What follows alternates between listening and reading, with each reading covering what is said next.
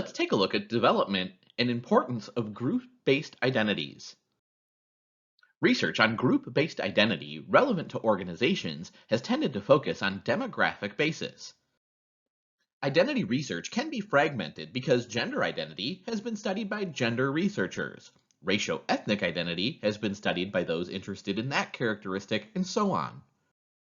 However, each individual experiences identity as a complex interplay of gender, racio-ethnicity, sexual orientation, social class, and other dimensions of personal significance.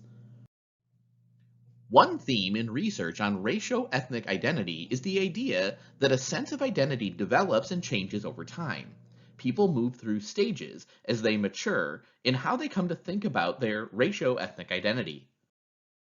One implication for diversity professionals is that people from the same racio-ethnic background may have very different understandings of this aspect of identity, and they're all at different developmental periods.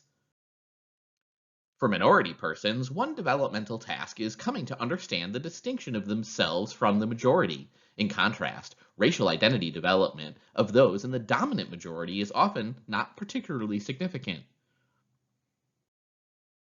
Within the US, racial identity may develop differently in very homogeneous communities, schools, or employment settings, or in places where representation of various racio-ethnic groups is changing rapidly due to immigration. The distinction between racial and ethnic identity isn't always clear. Ethnic identity is distinct from racial identity, identification with a supposed biologically based heritage group. According to the US Census, now more than ever, people are identifying as more than one race. In contrast, most popular measures of ethnic identity have emphasized non or monoracial identities and given little attention to mixed racial ethnic language.